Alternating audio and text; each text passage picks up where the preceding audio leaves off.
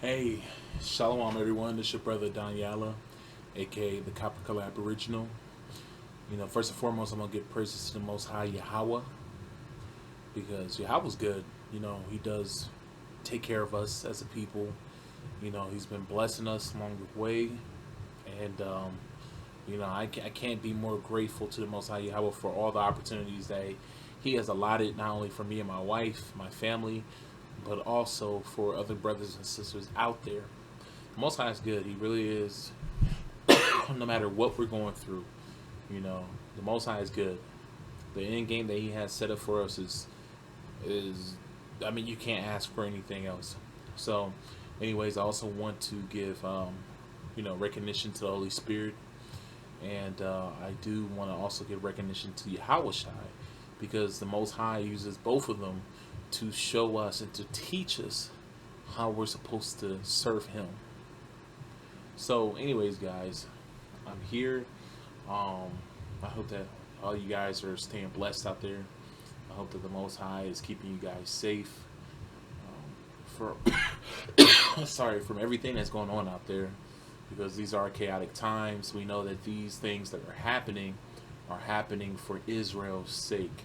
The Most High, He is bringing the curses off of us as a people, as a whole, and He is putting them on these Gentile nations. He is putting it on spiritual Babylon and its other parts of His body, because I feel like the head of spiritual Babylon is the Vatican, but or can I say the the brains of spiritual Babylon is the Vatican.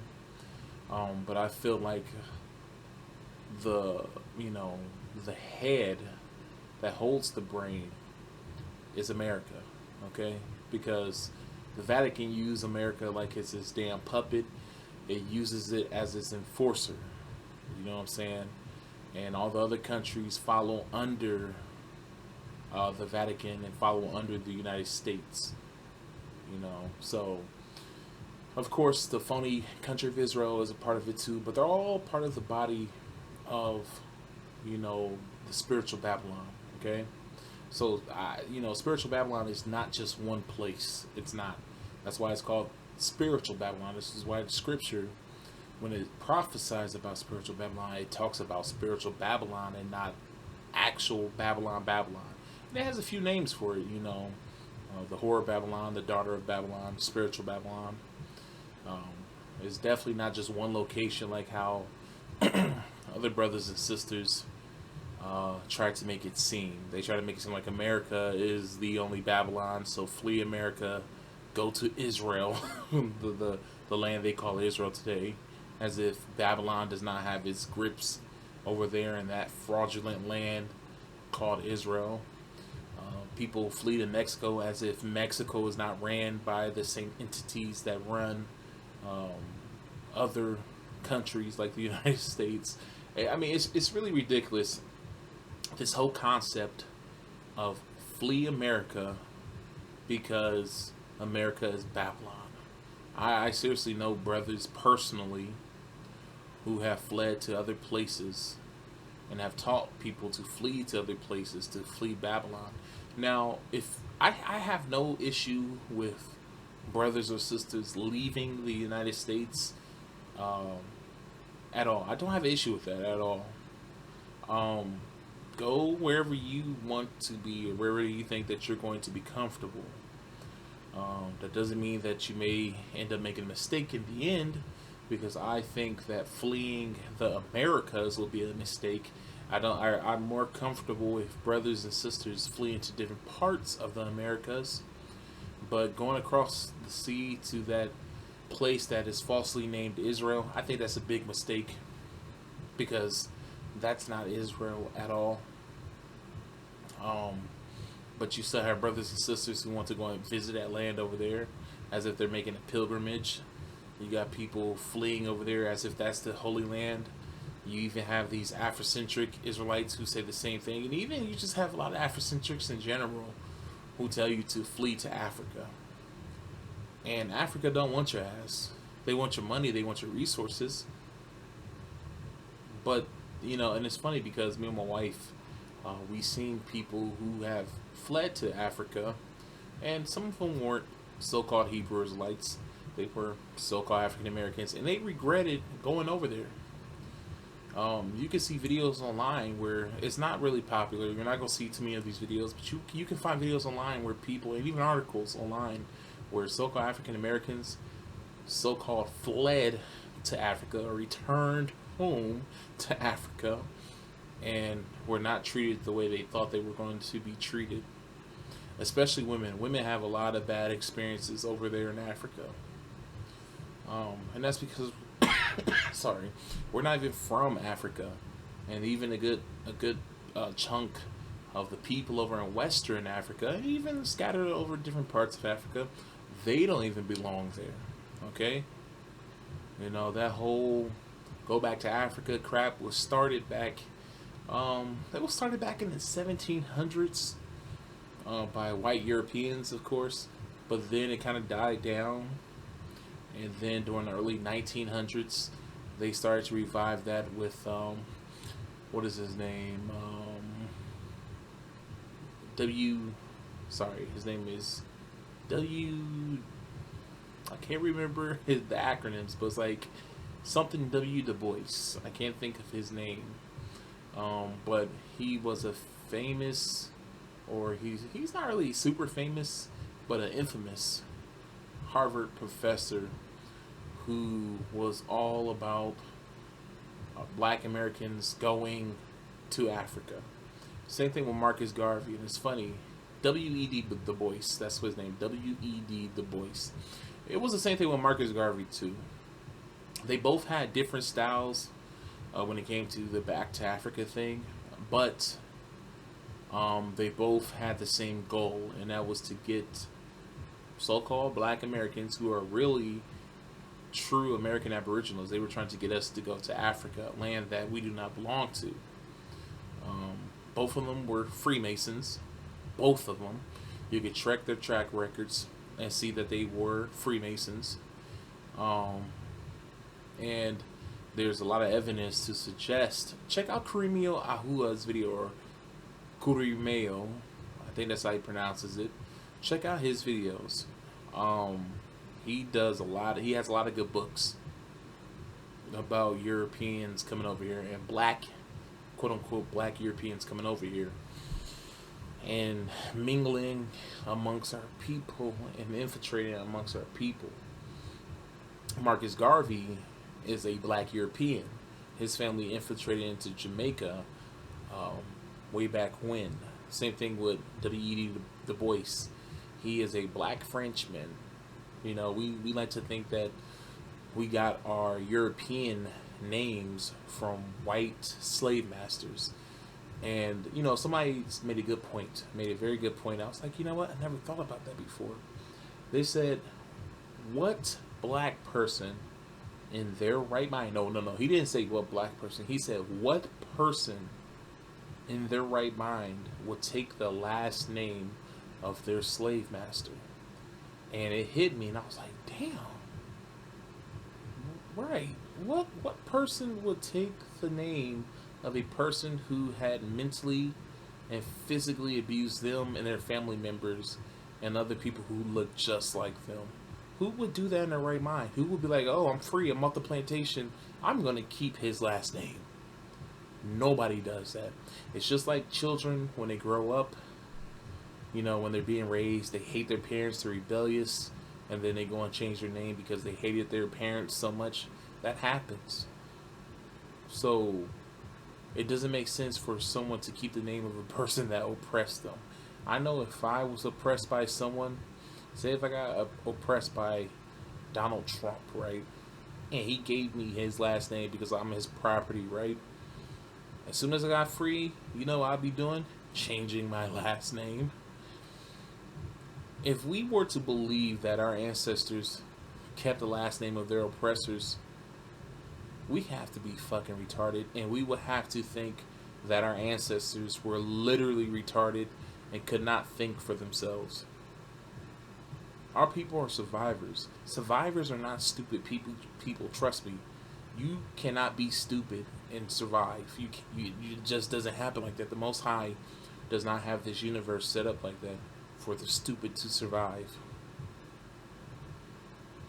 Usually, stupidity gets weeded out, you know. So, it just doesn't make sense. So, a lot of these black people who came over that have black European names, they were black Europeans. And there's a lot of books that Cremio has on his channel that he reads from, and that he also shares with us if you're part of his Patreon, showing a lot of these black Europeans who came over here in the hundreds of thousands, if not millions.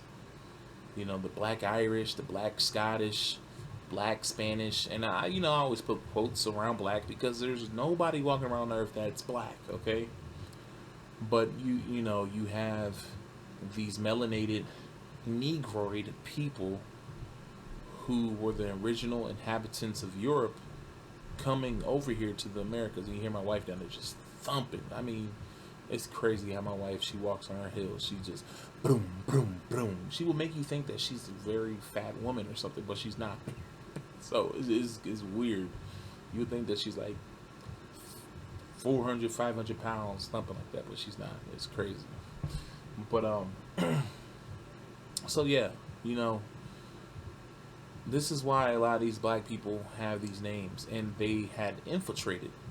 You know what I'm saying? They infiltrated, and Marcus Garvey is one of those people. Forget that whole back to Africa bull crap. I'm not for that crap at all.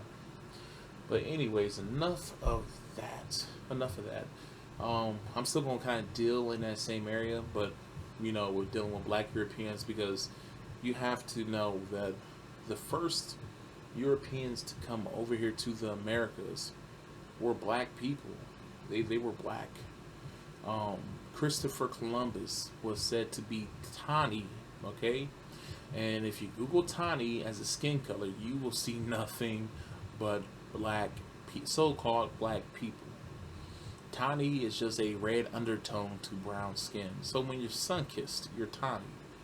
And that's what Christopher Columbus was said to have been. A tawny man. Anyways, I have a little picture from the book that I have. Now, this book is called The Grand Design.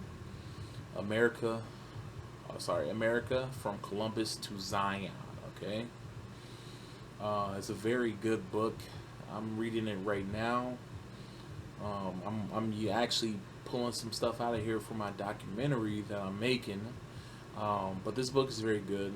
This book is a very expensive book, just like a lot of books out there. This book is like around $1,000. I kid you not. I have a few books that are around $1,000. Mind you, they weren't always $1,000. They became $1,000 over the past few years because they understand the value of these books and the information that is hidden in these books. So anyways, this is the book. It's called The Grand Design. Very good book. And it talks about Christopher Columbus and his prophecies. But anyways, I just wanted to show you this out of here because Big Judah made a video, I want to say probably about almost a year ago. I would say probably about 10 months ago, 8 to 10 months ago, he made a video talking about how Christopher Columbus was prophesied in the book of Nephi, okay? And I do believe that the Book of Mormon is one of our books. Big Judah, he reads from a lot of books that aren't considered canonical or canon books. So basically books that are outside of the Bible. I read from non-canon books also, but you do have to be careful. Because I will say this from my personal experience. Some of these books may not be our books. They may not be ours. And some of these books may be our books, but some of them are tainted. Now, I do know that the Bible is not perfect, that it has been tainted by Esau. It has been tainted by the Europeans. I'm just going to say that. Because not all Europeans are Esau, okay? And not all the Europeans were white Esau. King James was a black man. He was a quote-unquote black man. He is the one who took the Bible. These Europeans, when they came over here during the early 1400s, they came over and took our stuff.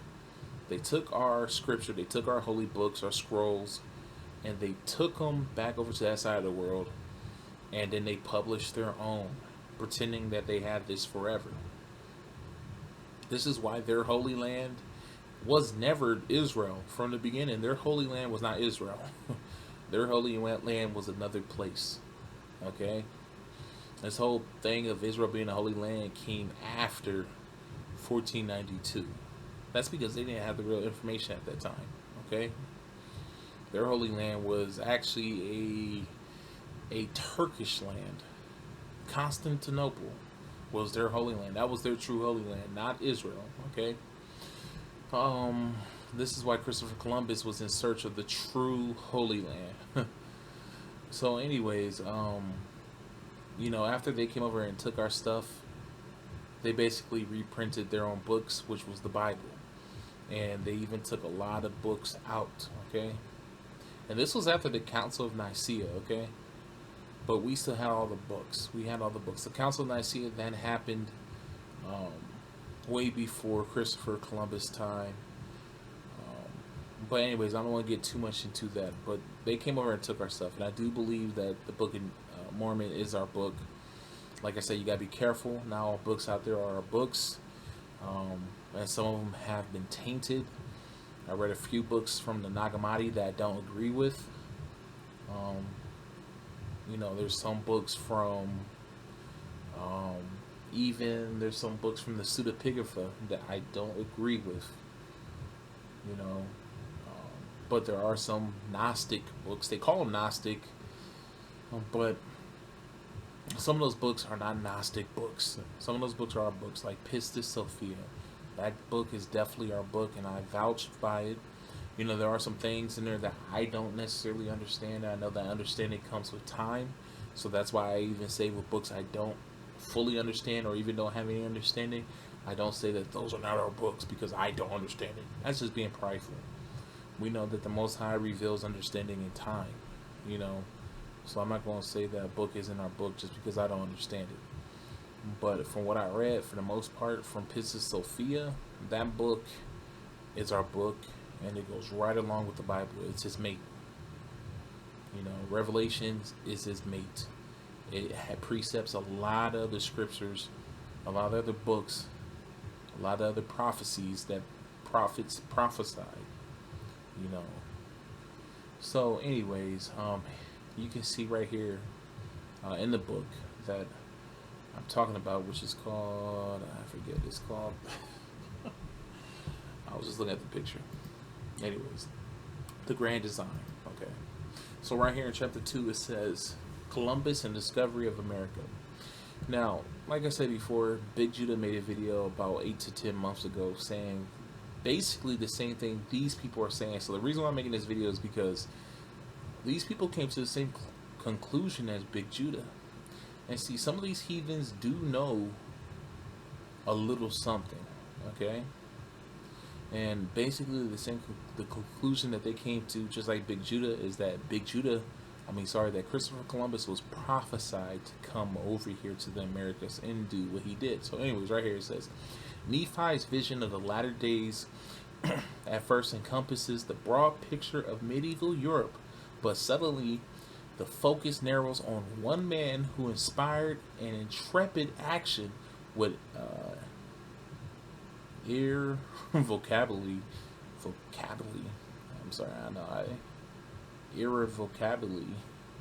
alter everything. I looked and beheld a man among the Gentiles. So this is from the book of Nephi right here, what you're reading, what I'm reading right here, where it says, I looked and beheld a man among the Gentiles who was separated from the seed of my brethren by the many waters. Okay, the many waters being the ocean. And beheld the Spirit of Yahweh that came down and wrought upon the man, and he went forth upon the many waters, even unto the seed of my brethren who were in the promised land. Okay, so this is Nephi telling you that there was this man amongst the Gentiles that would come over. guided by the Most High and brought over to the promised land. The promised land. Where did Christopher Columbus come to? He didn't go to Asia like he said he was. He didn't discover and colonize Africa. He did make some trips to Africa, but he didn't colonize it. He came over here. Okay? He came over here to the Americas. So the Americas is the promised land. It's the promised lands, okay? And there's no ifs, ands, or buts about it. There's a bunch of evidence other than this to show that the promised lands are over here in the Americas. Okay? And it's funny because all throughout this book, there's a lot of books based off of Christopher Columbus' diary called La Profecías. I think that's what his diaries are called. Diarios de las Profecías. I think that's what it's called. It's locked away somewhere in Spain, I believe. It's locked away somewhere in Europe. But basically, people get permission to review the diary and write their own books based on it. And this is one of the many books that are based off of that. And throughout the books, throughout his diary, Christopher Columbus talks about how he was ordained by the Most High, how the Most High was showing him how to travel across the waters. Now, if any of you guys watch Dane Calloway's videos, a few months ago he made a video talking about the water gyres, and then he made a video recently talking about the water gyres, right? And how water gyres would literally keep ships from going straight across the Atlantic. Water gyres control the currents in the ocean. If you look into medieval and even just European folklore, you can look into these things that are called maelstroms, okay? And maelstroms are basically like whirlpools. Also, it's like a combination of a whirlpool and a hurricane that destroy ships. They suck ships in and destroy them. There's a lot of legends around the world that there are maelstroms all around the world. In all the oceans, there are maelstroms that destroy ships, okay? There's even rumored to be one up towards the North Pole. That at the North Pole, there's a bunch of islands, and there's a maelstrom that pulls ships into these islands, okay, and destroy them. It was basically the same thing happening down here in the Atlantic. A lot of Europeans would try to sail across the Atlantic, and they could not do it. So Christopher Columbus, he was talking about in his diaries that the Most High showed him how to navigate the waters so that he could make it over here. Okay?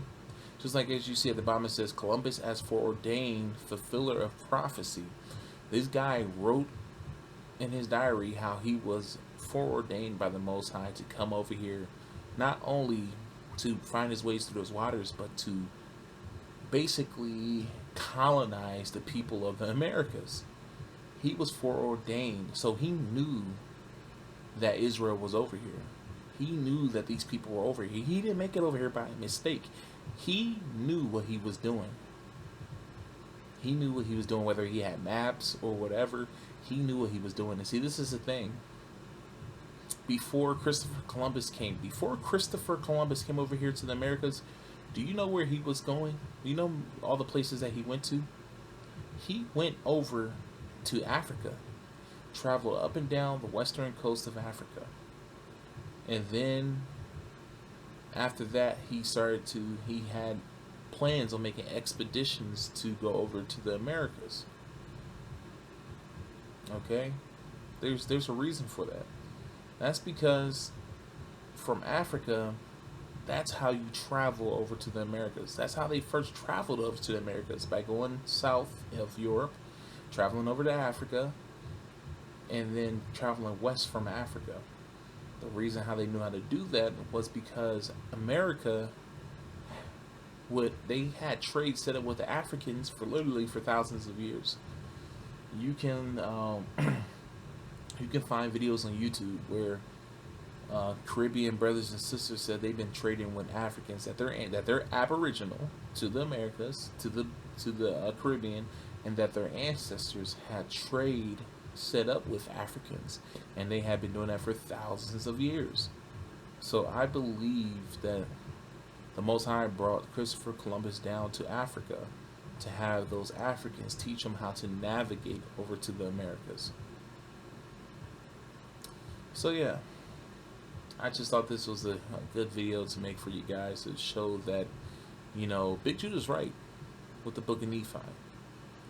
The Book of Nephi is our book, and the Book of Nephi does give prophecy of Christopher Columbus coming over here and colonizing the Holy Lands. Because I'm going to read it for you guys again. It says, I looked and beheld a man among the Gentiles who was separated from the seed of my brethren. Remember, Nephi is an Israelite. By the many waters, okay? And I beheld the Spirit of God, that it came down and wrought upon the man. And he went forth upon the many waters, even unto the seed of my brethren, who were in the promised land. Okay? So, yeah. Anyways, guys, that's basically all I have to say for now. So I will talk to you guys later. Hope the Most High blesses you guys and keep y'all safe. Shalom.